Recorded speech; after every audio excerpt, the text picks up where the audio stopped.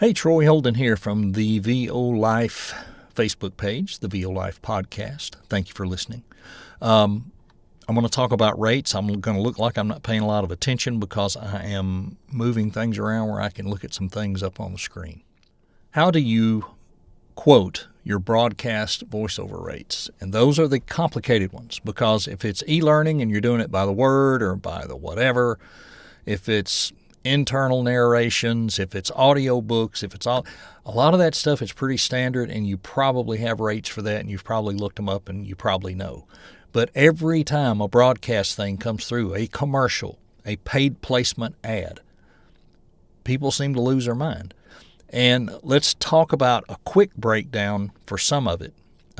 Number one rule: never in perpetuity. Just don't even think about it. Not for a paid ad, ever. Where do you go find this information? GVAA, number one place to go. Well, I want to be a SAG person. Well, go look at SAG-AFTRA rates, and you'll probably like GVAA better. Gravy for the Brain, also excellent rate sheet. But the thing is, it's a guide. They have ranges, and it's okay to be a little under, but not a lot. But be smart. Where these companies like to mess you up is they may not let the cat out of the bag totally. They may not tell you how many placements they're going to make when they're running something digital. You know, is it digital everywhere? Is it digital in, Texas? Is it, whatever? Especially these YouTube ads and things like that. This stuff's tricky, and you need to learn it. And you need to be able to pretty quickly recognize your ballpark and then verify it. I keep my GVAA rate sheet, the website, pulled up all day, every day, because I have to refer to it a couple times. Sometimes, a lot of times, sometimes I don't have to much at all. But you need to have that on hand. You need to always be looking at it. Well, why can't I just do it for their budget? Because a lot of times they are screwing you over. And don't go for that. And there are people that do, but you shouldn't. Well, can I audition for those even if the budget's way low? Of course you can audition for it, but you tell them very respectfully, this rate is a placeholder, and we would have to discuss the proper placement and usage so I can give you an accurate quote. I've booked work off of that was 4 or 5 times what they posted it for, because guess what? They really didn't know. But there are times they do know, and that's where you need to be heavily armed. Markets. There's different markets: local, regional, national, worldwide. There's non-broadcast and broadcast. All of that matters. Non-broadcast is not going to have the complications. It's much easier to deal with. Then it becomes length of use. And notice how that changes when you're looking at the rate guide. 13 weeks. That seems to be the typical broadcast block. 13 weeks, 3 months or so. You can negotiate 6 months, 1 year. Maybe you give a little discount if they'll take a year instead of, we're going to run it probably about 6 months. Well, hey, what if I give you a year for X? And then you might be helping yourself in the negotiation. But don't give on that 13-week rate until you know, and don't give on that 6 month until you really know what they're doing and that they understand. Also, don't forget this other term, exclusivity. Is that the right way to say that? That's pretty close. Which means on the brand or on whatever. What if this is a restaurant and it's serving fast food and burgers? And even if it's just a local family restaurant. Well, what if, by God's grace, an agent comes along with a Sonic spot and you win the spot, and they find out you're doing this spot for Jim Bob's Burger Shack in, Punkaduke, Tennessee, and they say you can't do Sonic because you're already doing a burger place. So you want to make sure that you're not exclusive to anybody on that stuff. Now, if it's a big fish and they ask for that, you can negotiate that and work it out. They may come down to exclusivity only for fast food hamburgers or, sandwiches or places like that. And then you can still go get a chicken spot or a pizza spot. So be smart about that. Just don't get struck from voicing for all competitive businesses when it's not really related. Be careful with that. Then you have to pay attention to what the media types are in the distribution. DRTV, direct response TV, infomercials, 30-minute programs, digital, paid ads for streaming, TV, social media ads, YouTube, pre-roll, TikTok, Instagram, X, whatever. Sometimes called OTT, over the top. And you're like, what? And I'm like, there's a lot. That's why I say keep the rate guide up. OTT is a method of delivering ads to viewers over the internet, over the top. And that's different from your traditional broadcast ads.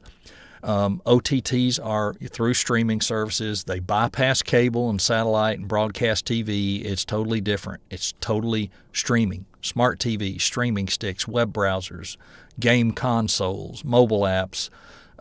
What are some examples? Freevee, Twitch, Fire TV, Disney Plus, Apple TV, YouTube TV, Hulu, Netflix, and there's a lot of advertising done that way. You know the difference by asking. So we said OTT is over the internet.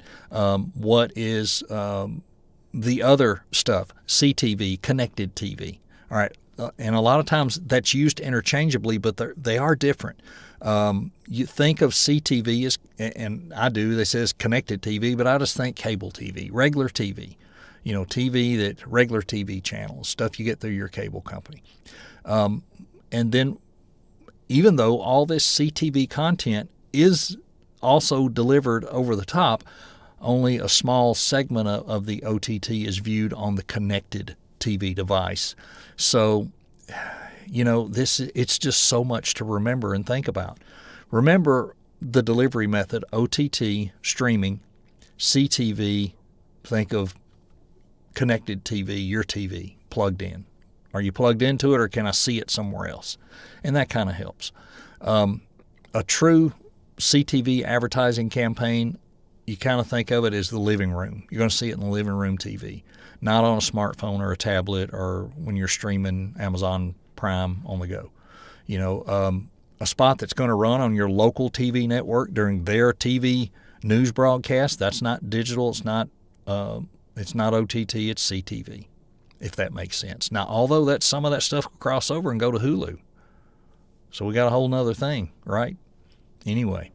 Hey, I've got a document I'll send you free if you'll reach out to me. It has all this explained, and it's basically just pulling off of the GVAA and some graphics that'll kind of show you, the difference in what those are. Maybe it'll help.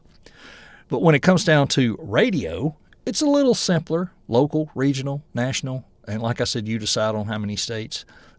Remember, a major market becomes a regional, and then a national. You can add if it's playing in major markets. You may do the national rate plus major market rates. It just depends.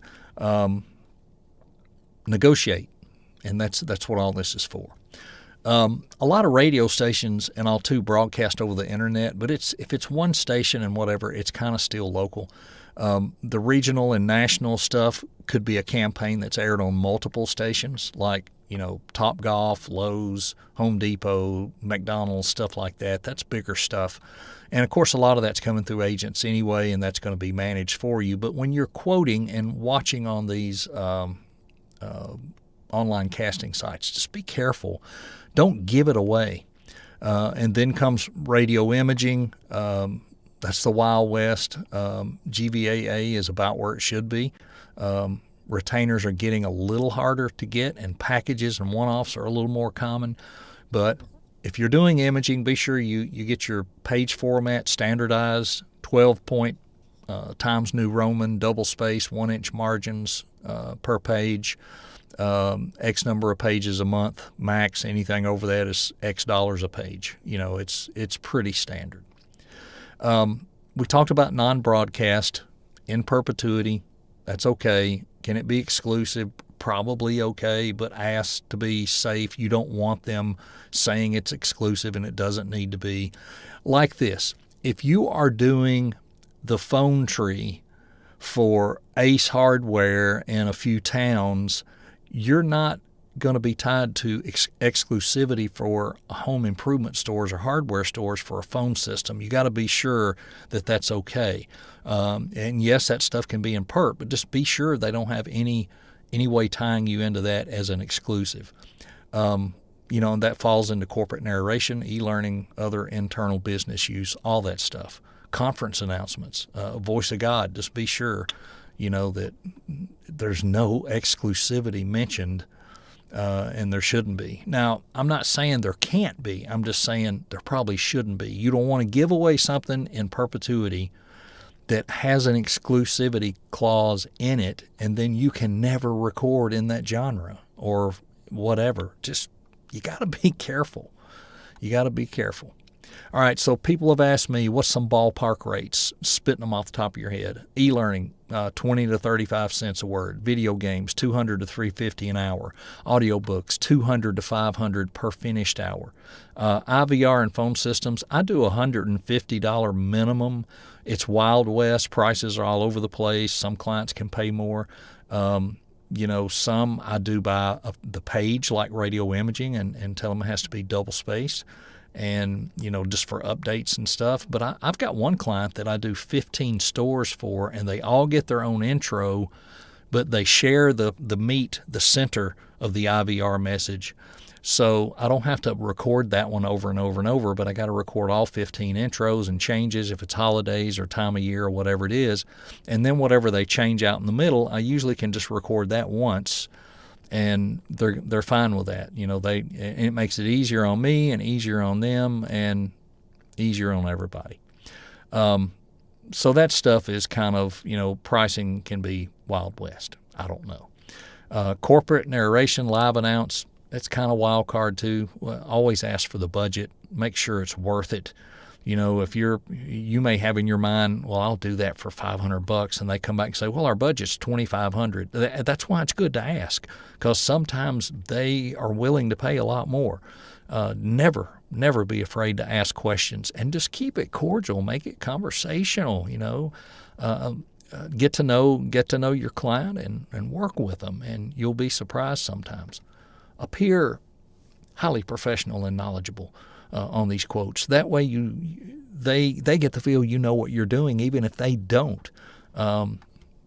Ask if they say, well, we're not really sure, and say, well, can I ask you this? Do you know all the media outlets and how long you're going to use this? Which outlet you're going to put it in? Is this going to be digital? Is this going to be CTV or what are you thinking? Any radio? And how many are you going to break this into multiple spots? Are you just going to cut it down yourself, or are we going to record multiple spots? Because if you're recording multiple spots and you're not including, and cut downs aren't mentioned, you need to charge for each spot with all the usage. You don't just charge one time if they're going to have you do 3 spots. You're charging 3 times. Don't give it away. I had somebody ask, what are some examples of like DMA? And I don't know if you know about DMA, like on YouTube, and they choose areas they're going to let that play in. And I had one, it came back a while back, and it was in Texas and had Abilene, Sweetwater, Dallas, Fort Worth, Tyler, Longview, Temple, Bryan, San Angelo, Lubbock, Austin, Houston, Odessa, Midland, Sherman, Ada, Wichita Falls, Oklahoma City, and that was it. So that's way beyond a local. That becomes regional digital. And this also was going to run local TV in about 3 different markets. What would have probably been crazy and hard to quote, I don't know. At first, I would have just come out with, if they just said, how about $1,000? And of course, had they not broken it down, and I thought it was just going to run a YouTube ad in a few areas in Texas, I would have done it for $1,000. But when I broke it down, I said, well, with the TV local and the digital, it's going to be $2,500. And they paid it. They didn't blink an eye. But, had I looked at their original of 1,000, it wouldn't have flown. Now, is that exactly on what's GVAA? It might be right on the border of in the middle, but I promise you it was not a giveaway. It wasn't a $300 giveaway. It was a $2,500 nice job, and the session took about 18 minutes, just a 30-second spot. Rates are hard to understand. Clients definitely don't understand them sometimes. You may understand it better than they do, but on the other hand, if you don't know, they will take advantage of you. When you're negotiating too, you can also apply the percentage tactic. I really think this came from one of the cherished agents in the business, Vince LaBica, who says, hey, I'm not going to work for 20%. This comes out to $1,000 and you're only offering $200. That's 20% of what I normally get. I mean, can we get it up to 75 or 80? And sometimes that works. And your reply can be clean. I understand your budgeting concern, but to use this in that market for that period and with all the placements you have, that's only 40% of what I normally receive for that. Is there any way you could meet me at 80? Or could we reduce the run time from 6 months to 3 months, and I could meet you, closer to that? And sometimes that's what it takes, just a lot of negotiating. And they may offer you a thing of only X months, and they say, oh, okay, well, yeah, sure, we could do that. And then when it comes time, put it in your calendar. When it comes time, reach out and say, hey, do you guys need to renew this for another 3 months or 6 months? Leverage the fact that they've chosen you. They want your voice, or you wouldn't be negotiating. And try to make it work for both sides. Make it amicable. Sometimes these smaller mom and pops, they don't have the strength of budget that some companies have, and you can work it out, and you may end up doing long-term work. I'm not saying that's bad or wrong. Just don't do it ridiculously cheap. If you're going under 75, 80% of what you should be making, ask some hard questions of you yourself. And, is this the right thing, not only for me and my business, but for the industry? I think we have to look at it, all the way across the board.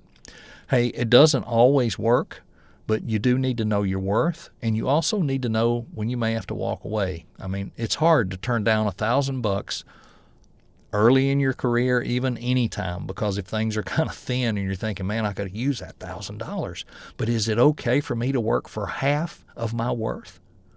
And then in the back of your mind, you'll be saying, well, somebody's going to take it for $1,000. I should take it. If enough people bond together and stick together, it will change. And I totally believe it will and can change. So let's work together and make it change. And if you want to go further with this, Paul Smith on his site has a really good in-depth quoting video course that dives into this more. Yes, you can study on your own. Yes, make some cheat sheets if you need to. Like I said, I pull GVAA up and I leave it up, but I do have some cheat sheets that I'll occasionally, if a client asks, I'll send them, depending on what genre it is. And I've got it on separate pages and PDFs where I can say, just this or just this. I don't let them see everything, all of my notes. They only see that one little piece or one little part. Keep in mind, clients can be educated and slippery, or they may not know. And you have to keep that mindset when you're speaking to them. Don't be afraid to ask. Don't be afraid to explain your reasoning that goes into your pricing. Don't ever be afraid to defend the fact that you're not being paid for the 30 minutes or the hour you spent recording and editing and sending them that file. You are being paid for the use of your intellectual property, your voice, on their platform, their product, their website, or their ad. And it's not as simple as it looks. So you want to be a voice actor? Here's another thing you've got to learn and dig into. It's called rates. And that's the rant for this week. See you over in the group and on the podcast.